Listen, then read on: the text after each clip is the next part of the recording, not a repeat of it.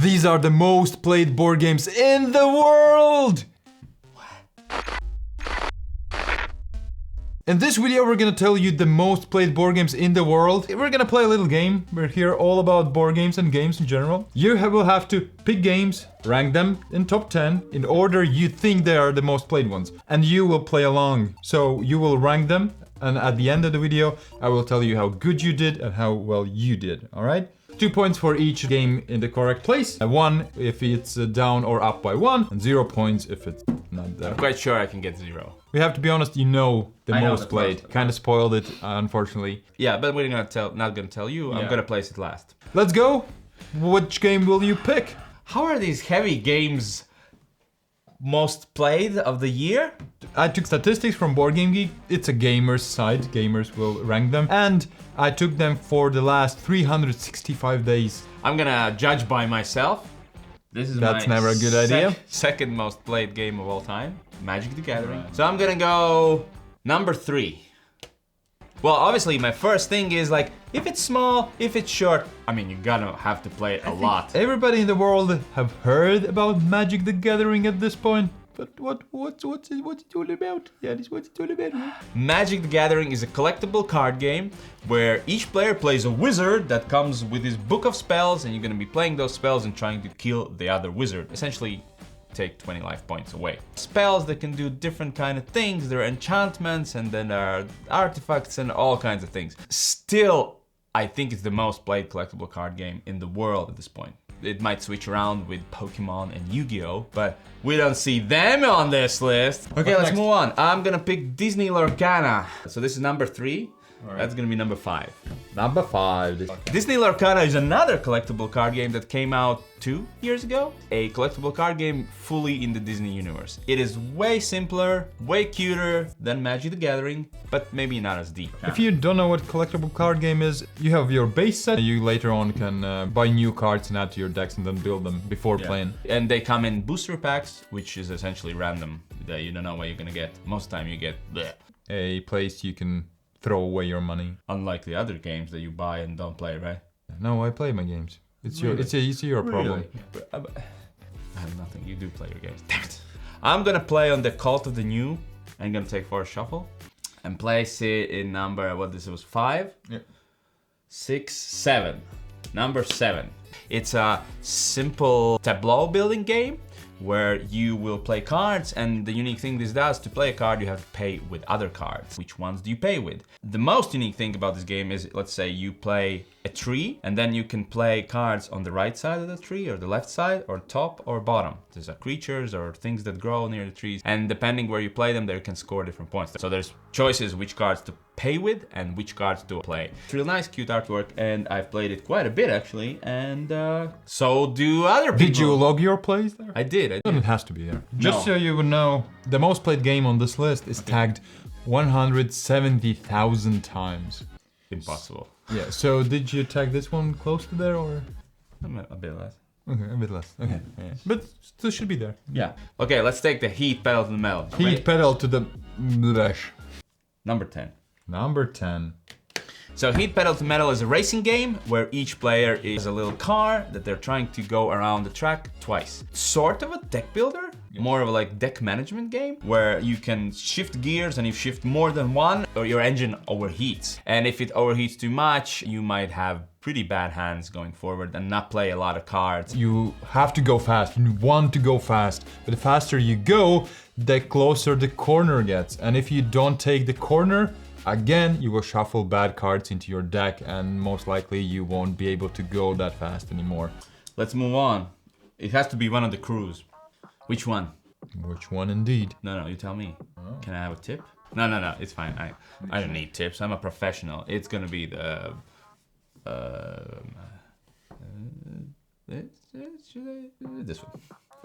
It's gonna be number 9. The Crew, The Quest for Planet 9 is a trick-taking game, co-op trick-taking game, where you play a crew that goes onto missions in space. Let's say I play a green card. Everyone has to play green cards now. And the highest green card will take the trick. The one who took the trick plays the next card, we have to follow suit, and we continue playing this way. And in the crew, you have tasks which say you have to pick up this trick. And then they add so many things on top of it that by the mission 35, you're like, are we even playing the same game? It's really unique that took something classic. Trick-taking games been around for thousands of years. Okay, hundreds of years. I'm gonna say hundreds of years. Yeah. And made it into something more modern.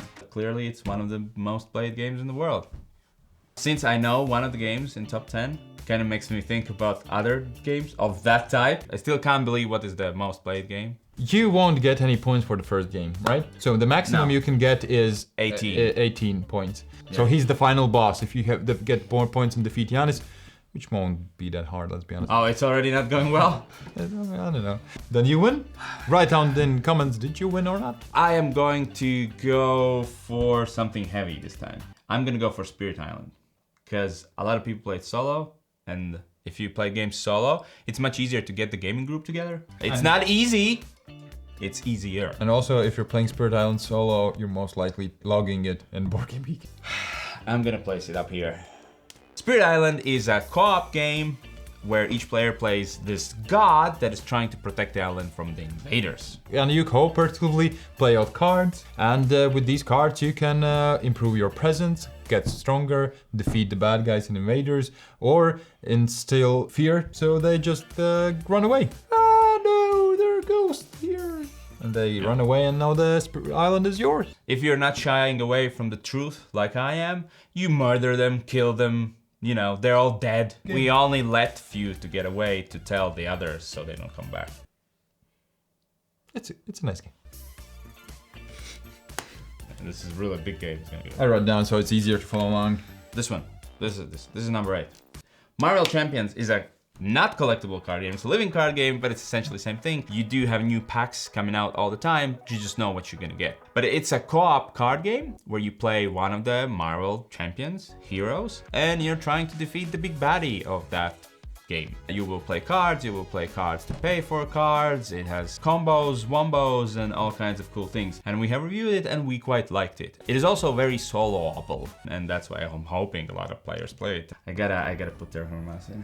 I think I gotta put it in number 4. Terraform Mars is big, heavy, not rules-wise, but choice-wise, Eurogame tableau builder where you're essentially terraforming Mars. Yeah, you're building your engine, a system with cards that will create more resources for you so you can buy more and better cards and yeah, terraform. You can place different projects and play them, try to run for some achievements and milestones, be the first one, get the most points for that. The game ends when Mars is terraformed, all the conditions are met, and then you see who has built great forests and earned points for that, and who has built the best projects and earned points for that.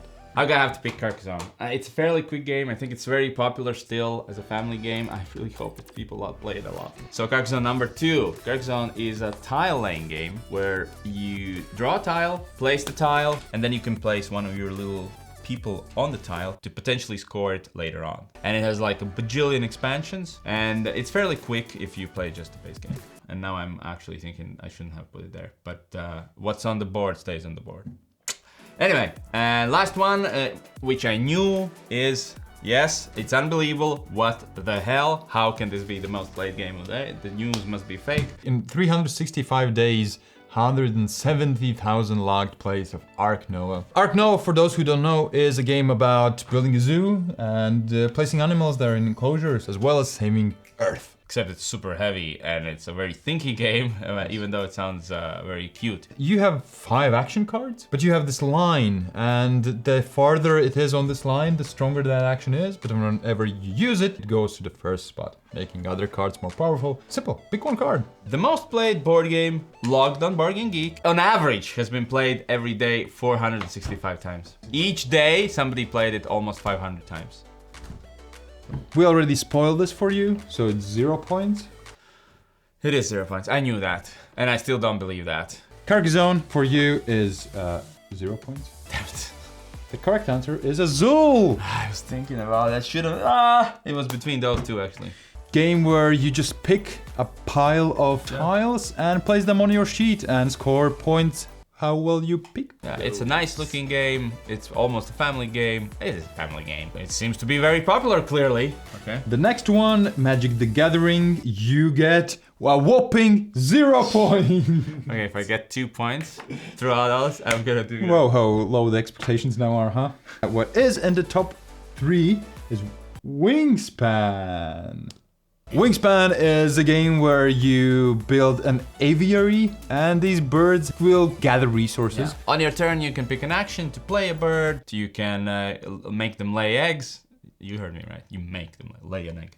And those will score points, or you will pay them to create other birds, or you can get more bird cards. And birds will score points and give you extra abilities. And I'm smiling because It's the next another game 0 is 0 points. Yeah, it's not even close. Sorry, buddy. Sea Salt and Paper. Haven't played. Have you?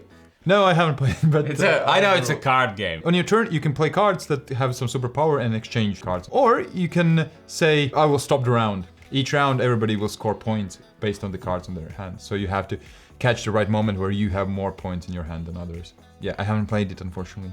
But Clearly a lot of people have. yeah, so I guess something we need to change. A sap. Next is Disney Lorcana. Can I keep the streak going? Can I keep the streak going? 0, 0. Congratulations, it's 0. Streak is strong. Not in the top 10, by the way. Wow. Marvel Champions. Which means 0 points for Marvel Champions. Whoopee! Next one, which you said is Spirit Island. Let me guess. 0 points. 0 points. Okay. Okay, we're getting there. We're getting there. So this one goes out. The game after Marvel Champions is Heat Pedal to the Metal, which means 0 points. Well, I was in top 10 at least, so. Number 7 is not even close to Genre Shuffle. I love this game. It's so fun.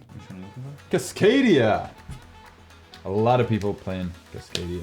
Well, it's a simple game to get it. Maybe. Yeah. So Cascadia is a simple area building where on your turn you'll have to pick a combination of an area tile and an animal tile. And then you have to place them, adding them to your landscape. And you're gonna score points. The bigger the landscapes, animals if they qualify for their cards. Super simple. It's really nice. We have reviewed it. Next one, number 8 is Terraforming Mars.